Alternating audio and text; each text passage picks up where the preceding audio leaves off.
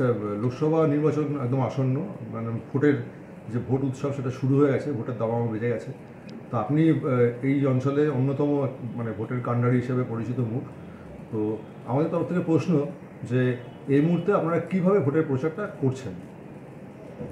সবে তো শুরু, প্রাইমারি স্টেজে ভোটের প্রচার, দেওয়াল লেখন চলছে, সব ওয়ার্ডে ওয়ার্ডে, গ্রামেও চলছে। এবং এই পর্বটা শেষ হলে বাড়ি বাড়ি যাওয়া শুরু হয়েছে বিভিন্ন জায়গায় অল্প অল্প করে।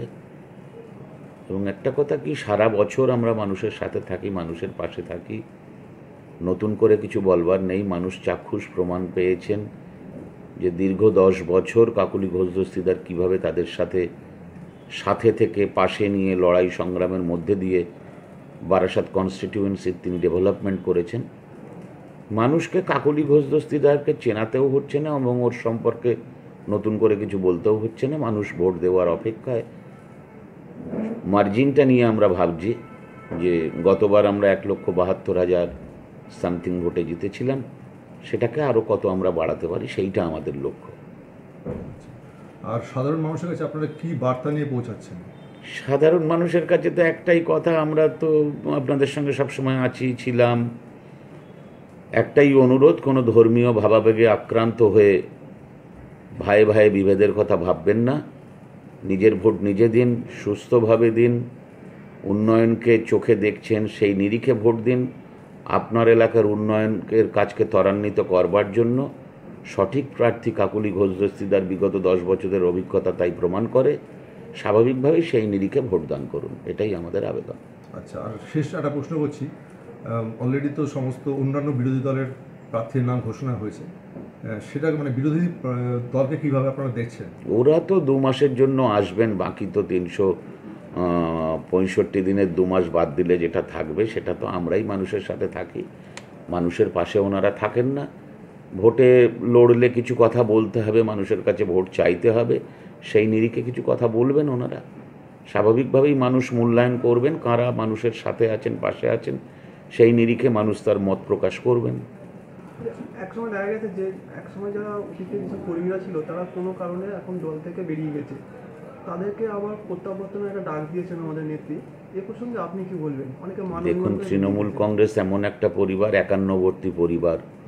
এখন এই পরিবারে মান অভিমান অল্প বিস্তর থাকতে পারে এবং সেটা কখনোই বাড়ির যিনি কর্ত্রী তার ওপর অভিমান নয়। অভিমান হয়তো নিচু তলায় আমার সাথে আমার পাশের বন্ধুর হয়তো ভুল বোঝাবুঝি থাকতে পারে, কিন্তু সব কিছুর ঊর্ধ্বে আমাদের দলের প্রতীক এবং আমাদের সকলের প্রিয় মানুষ মমতা বন্দ্যোপাধ্যায়, তার দিকে তাকিয়ে আমরা সবাই এক। এটা নিয়ে কোনো দ্বিধাদ্বন্দ্ব নেই যে আমরা, উনি যতদিন আছেন এবং তৃণমূল কংগ্রেস যতদিন আছেন, আমরা সবাই একত্রিত একটা পরিবারেরই অংশ আমরা।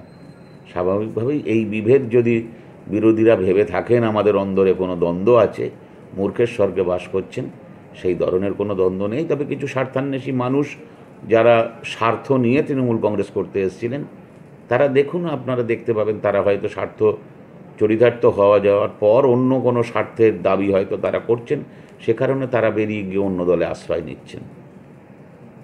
বিরোধীরা অভিযোগ করছে যে শাসক দল আগাম সব দেয়াল বুকিং করে নিয়েছে, তারা লিখতে পারছে না, প্রচার করতে পারছে না। এই বিষয়ে আপনি কি ভাবছেন? সমস্যাটা হচ্ছে, এখন যদি বিরোধী দলের পোস্টারও তৃণমূল কংগ্রেসকে লিখে দিতে হয়, সেটাই সমস্যা। কারণ তার চুন করবারও লোক নেই, তার পোস্টার লেখারও লোক নেই। এখন সেই দায়িত্ব যদি আমাদের নেত্রী নির্দেশ দেন, নিশ্চয়ই আমরা পালন করব। গণতন্ত্রকে বাঁচিয়ে রাখবার জন্য তারা দেওয়াল লিখতে পারছে না কেন, তার কারণ তো আমরা বলতে পারবো না। প্রচুর দেয়াল পড়ে রয়েছে, সেখানে নিশ্চয়ই তারা লিখতে পারেন।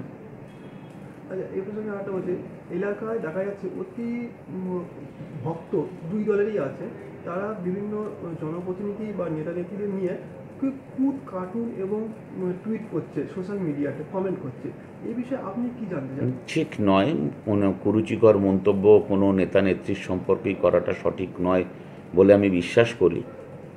এবং এটা গণতান্ত্রিক প্রক্রিয়ায় একটা অস্বস্তিকর পরিস্থিতি তৈরি হচ্ছে লাস্ট 2-3 বছর ধরে এই সোশ্যাল মিডিয়ার দৌলতে। এটা সঠিক নয়। মানে আমরা সবাই সভ্য সমাজে থাকি, আমরা রাজনীতির কথা বলি, কিন্তু এটা ঠিক কাজ হচ্ছে বলে আমার মনে হয় না। আপনার দলে যদি কেউ এরকম করে থাকে, ঠিক আছে, রাজনৈতিকভাবে মোকাবিলা করতে না পারে, ব্যক্তি আক্রমণের জন্য সোশ্যাল মিডিয়াকে ব্যবহার করেন, আপনি কীভাবে বিষয়টা মোকাবিলা করবেন? না না, আমি ঘটনাটার নিন্দা নিশ্চয়ই করব, কারণ আমি এই কাজকে সমর্থন করি না। স্বাভাবিকভাবেই তিনি যে কোনো দলের হতেই পারেন, এটা সঠিক নয় বলে আমার মনে হয়। আমার প্রতিবাদ আমার নীতি আদর্শগতভাবে হতে পারে, আমার যুক্তিতর্কের মাধ্যমে হতে পারে, কিন্তু অন্য মানুষকে ব্যঙ্গাত্মক কোনো কার্টুনের মাধ্যমে বা তার চরিত্র হননের মাধ্যমে যদি কোনো মানুষকে, আমি বিশ্বাস করি না যে তাকে নামানো যায় অন্তত জনমানসে। অনেক ধন্যবাদ আপনাকে।